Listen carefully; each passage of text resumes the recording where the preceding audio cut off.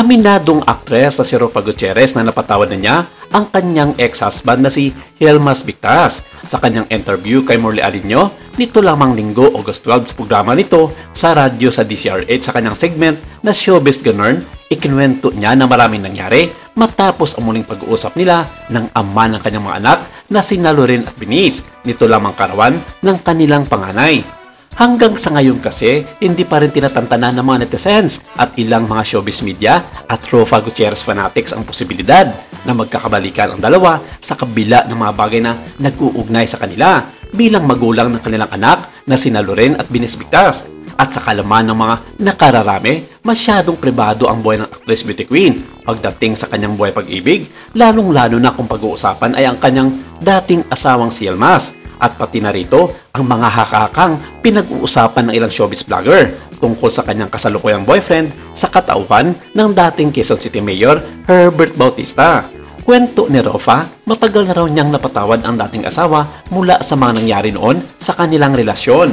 Matatanda ang ginulat nito ang mundo ng showbiz noon nang bigla ang umuwi ito mula sa lugar ng kanyang asawa sa Torquay dahil sa issue di mano ng pabubugbog sa kanya bilang isang battered wife. Kasama niya ritong umuwi ang dalawang anak na nooy napakamusmus pa para sumabak sa problemang konektado sa broken family.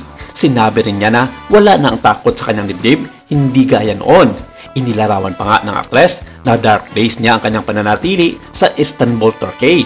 Saad niya, kung takot ako hanggang ngayon, then I wouldn't send them. I sent Loren and Binis to Istanbul just because they wanted to. In short, they want to see their baba, might as well their sister, and the whole Victas family.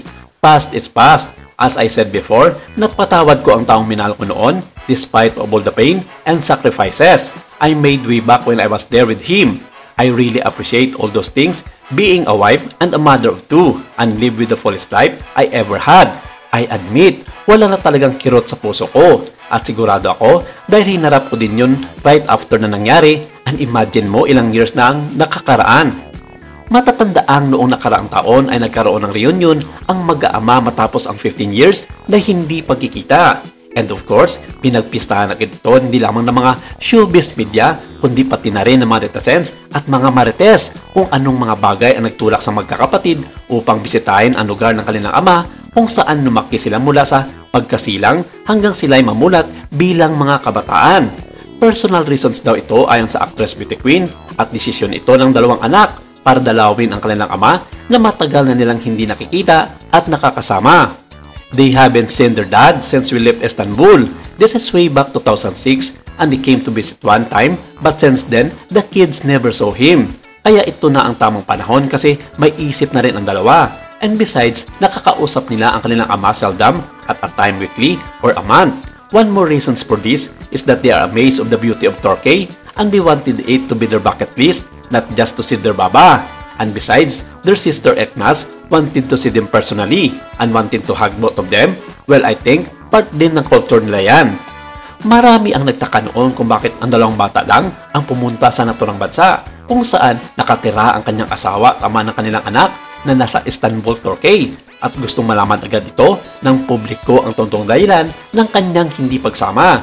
Sinagot niya ito agad noon na ikinabigla naman ng mga netizens dahil nagkaroon kasi namang role ang actress na kung gusto nitong makita ang kanyang mga anak ay dapat bumisita ito sa Pilipinas o sa anong bansa man, huwag lang sa baluarte ng dating asawa.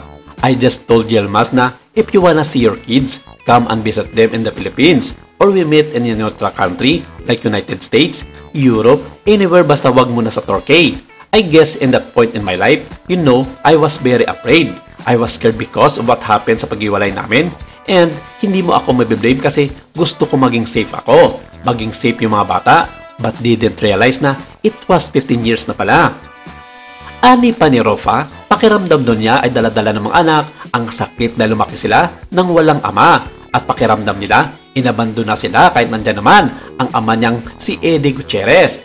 Nagtatanong pa nga madala sa kanya ang mga anak kung kamusta na ba ang kanilang daddy, kung alam ba nito ang mga balita patungkol sa kanila gaya ng pag-aaral sa koleyo o kung nagtatanong ba ito ukol sa kanilang magkakapatid.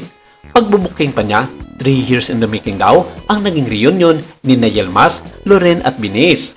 At ito ngang nakaraang 20th birthday ng kanilang panganay na si Loren Victas ay muling nagkaroon ng komunikasyon ang kanyang anak sa ama nang tumawag ito dahil napanaginipan daw ni Yilmaz ang panganay. Kaya naman na-curious si Mordy kung may chance nga ba na magkabalikan sila ng dating asawa, lalo na't muling nagkaroon ng komunikasyon sa pagitan nila. Matatanda ang ilang taon na magsimulang magkausap ang mag-asawa sa pamamagitan ng video call at halos nangyayari ito linggo-linggo upang kamustahin ang mga bata at ang kanyang buong pamilya. Walang return of the comeback. Ano lang ito? Comeback, reunion lang ng mga anak ko at si Yilmaz. Siyempre tao lang naman ako. Kinikilig din ako kahit papano. Kasi hindi naman sa pagmamayabang, ang gwapo niya talaga noon at lalo na ngayon. Pero hanggang doon na lang ako at alam nyo naman may pamilya na ang tao. Yun naman pala. Kaya ano sa tingin nyo? May balikan pa ba na mangyayari? Ayon sa binibitawang salita na ito ni Rofa. Huwag kalimutan mag-comment sa kung anong opinion ang masasabi nyo sa relasyong Rofa Gutierrez at Yilmaz Victas. Maraming salamat. Ito lang muna ang ating update for today.